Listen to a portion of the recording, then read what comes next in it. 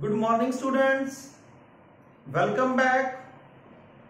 तो बेटे हम कर रहे थे थर्ड यूनिट, जिसके अंदर हमने टॉपिक किया था बायोट सावर्ट लॉ। आज हम बायोट सावर्ट लॉ की एप्लीकेशन करेंगे। इसकी एप्लीकेशन है the magnetic field due to straight wire carrying current. एक वायर है हमारे पास और उस वायर के अंदर करंट फ्लो कर रहा है, और जब करंट फ्लो करता है वायर के अंदर तो उसके अराउंड मैग्नेटिक फील्ड प्रोड्यूस हो जाता है, और हमने उस मैग्नेटिक फील्ड की वैल्यू कैलकुलेट करनी है। तो यहां पे हमारे पास एक वायर है एक्स वाई।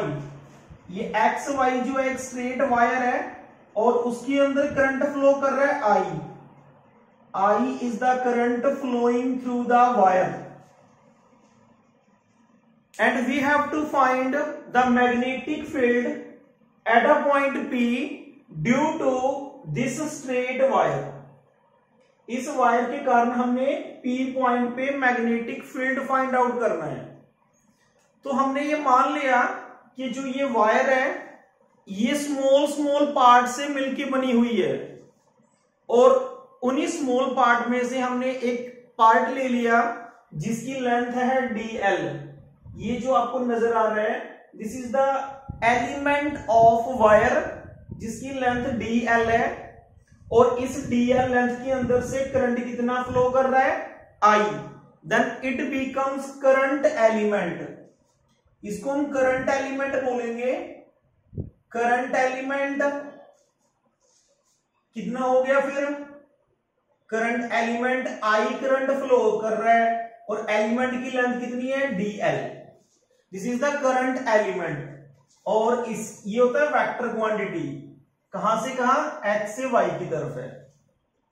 ये बायोट सावर्ट लॉ की एप्लीकेशन है, तो हम इसके अंदर बायोट सावर्ट लॉ यूज करेंगे। तो बायोट सावर्ट लॉ हमें क्या कहता है? dB is equal to mu naught over 4 pi I dl cross r over r cube. ये होता है हमारे पास बायोट सावर्ट लॉ। अगर हम इसको, ये तो हमारे पास वेक्टर फॉर्म में है, अगर इसको हम स्केलर फॉर्म में लिख दें तो स्केलर फॉर्म के अंदर हमारे पास बायोट सावर्ट लॉ होगा mu naught over 4 pi I dl sine theta over r square. This is the scalar form of Biot Savart law. इसका यूज करना है हमने, तो उसके लिए हमें कुछ वैल्यूज कैलकुलेट करनी पड़ेगी इस फिगर से। तो पहले हमने क्या कर लिया, from right angle triangle, from right angle triangle, कौन सी ट्रायंगल? That is OPC। कौन सी ट्रायंगल? OPC। इस ट्रायंगल से हमें क्या मिलेगा? यू नो स्टूडेंट्स, जो ट्रायंगल होती है उसके तीनों एंगल जो होते हैं उनका सम होता है 180।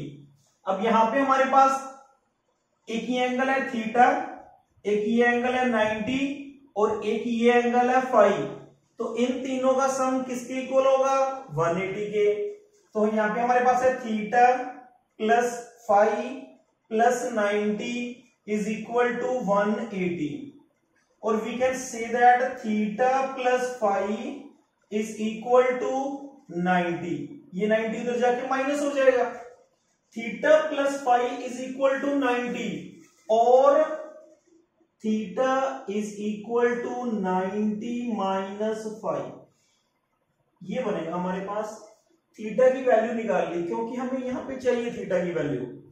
थीटा इज इक्वल टू हो गया 90 माइनस फाइव। दोनों तरफ साइन से मल्टीप्लाई कर दिया, इधर बन गया साइन थीटा, इधर बन गया साइन 90 माइनस फाइव।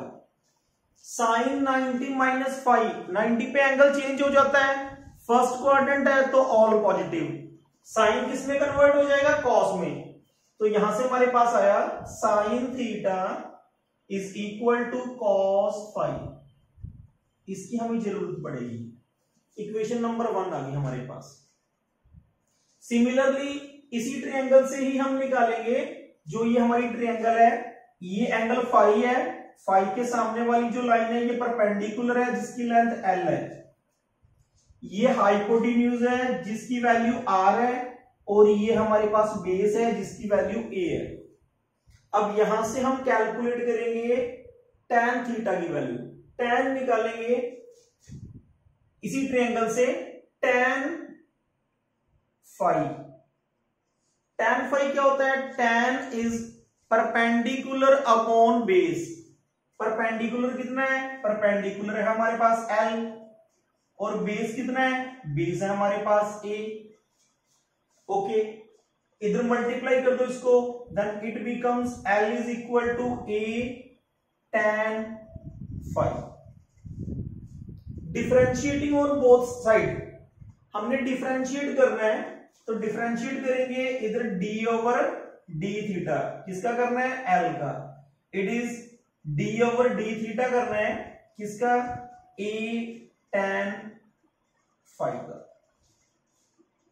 ओके, अब देखते हैं हम कि इसका क्या हो गया, it becomes dl over d phi is equal to a as it is, और इसका डेरिवेटिव हो जाएगा सीकेंट स्क्वायर फाई, और ये इधर d फाई है उधर जाके मल्टीप्लाई हो जाएगा, तो dl इज इक्वल टू आ गया a secant square phi d phi. यहां से हमने dl की वैल्यू निकाल ली, हमारे पास एक तो आ गया साइन थीटा की वैल्यू, एक हमारे पास चाहिए थी हमें dl की वैल्यू, हमने dl की वैल्यू भी निकाल ली। अब हमने निकालना है cos थीटा, cos फाई की वैल्यू निकालेंगे। cos फाई जो होता है हमारे पास,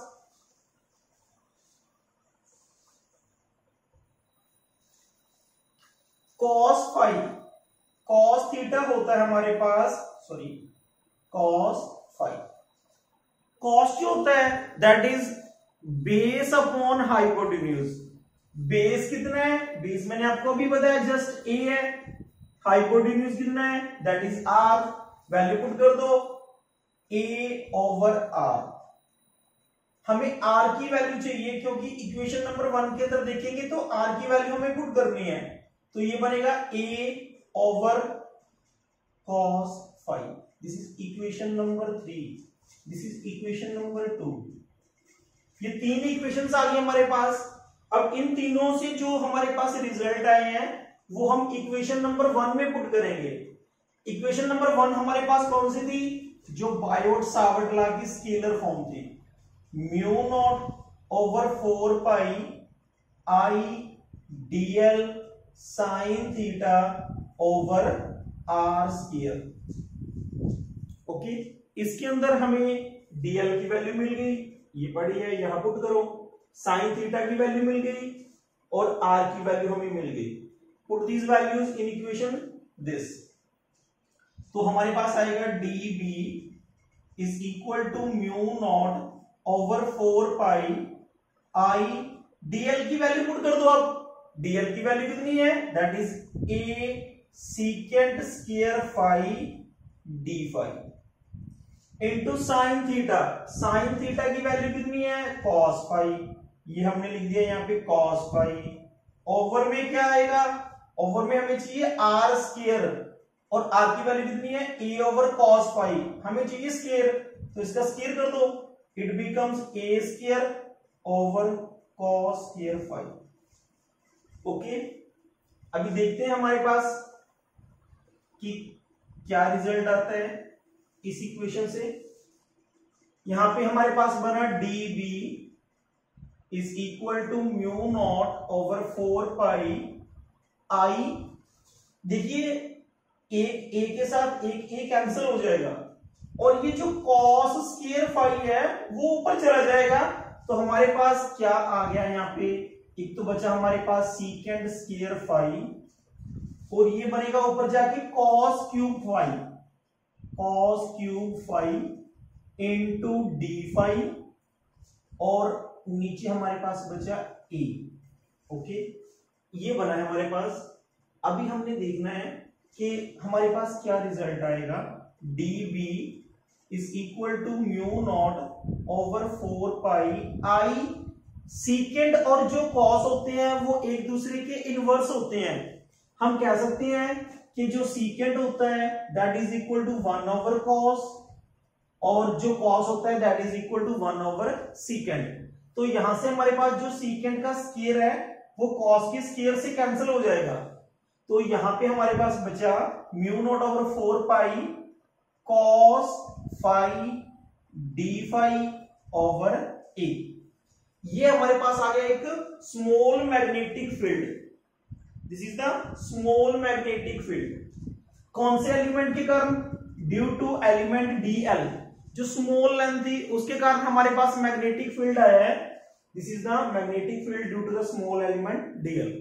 but we have to calculate total magnetic field from this point two this point. यहां से लेके और हमें यहां तक total magnetic field find out करना है। जब हमने total magnetic field find out करना है तो हमें क्या करना पड़ेगा? जो ये इक्वेशन आई है हमारे पास, इसको इंटीग्रेट करना पड़ेगा। अब इसको इंटीग्रेट हमने कैसे करना है? In the form of angle करना है। अब एंगल देखते हैं कि जो हमारा ये पॉइंट है इसके साथ एंगल बन रहा है पी पॉइंट का φ1। This is the angle φ1। और जो ये y पॉइंट है, अपर जो पॉइंट है, ये p पॉइंट के साथ कितना एंगल बना रहा है? φ2। तो इस इक्वेशन को हम इंटीग्रेट करेंगे from φ1 to φ2।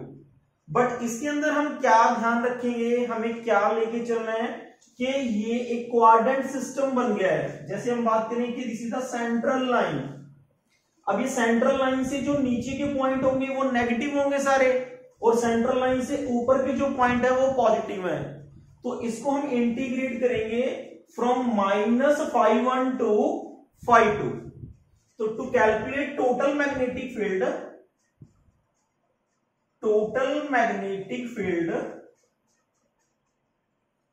integrate above equation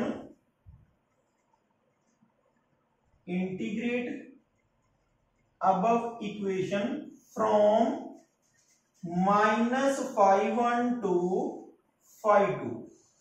integrate करना है हमने, कर दो integrate. b is equal to integration of db, that is integration from -φ1 to φ2। किसका करना है? इस इक्वेशन का करना है। Mu naught over 4 pi I cos phi d phi over a. इसका इंटीग्रेशन करना है। जब भी हमने इंटीग्रेशन करना है तो इंटीग्रेशन करते टाइम आपने ध्यान रखना है जो कांस्टेंट टर्म होती है वो इंटीग्रेशन से बाहर आ जाती है। तो हमारे पास ये चीजें कांस्टेंट है हमारे पास, these are the constant terms. और जो कांस्टेंट होते हैं वो सारे इंटीग्रेशन से बाहर आ जाते हैं। तो हमारे पास b आ गया, b is equal to mu naught over 4 pi I over A. Integration हमने करना है कॉस फाई का with respect to d phi. जब हमने कॉस का इंटीग्रेशन करना है, कॉस का इंटीग्रेशन होता है sine phi.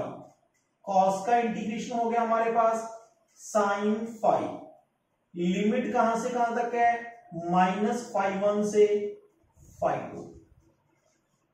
Okay, now b is equal to mu naught over 4 pi I over a. अब हमने क्या करना है? Upper limit minus lower limit. तो पहले हम अपर लिमिट पुट करते हैं, फाई की जगह पुट कर दो φ2, दैट इज साइन φ2 माइनस, और फिर हम पुट करेंगे साइन -φ1। एक बात बेटे आपको बता दूं कि जो sine of minus theta is equal to minus sine theta. जो एंगल के अंदर माइनस होता है वो बाहर आ जाता है यहां पे। तो sine of minus theta is equal to minus sine theta. तो ये माइनस जो है यहां पे आ जाएगा, then it becomes plus mu naught over 4 pi I over A sine phi 2 plus sine phi 1। This is the total magnetic field due to a straight wire carrying current. हमने ये एक पॉइंट पी लिया था और उसके ऊपर हमने total magnetic field find करना था।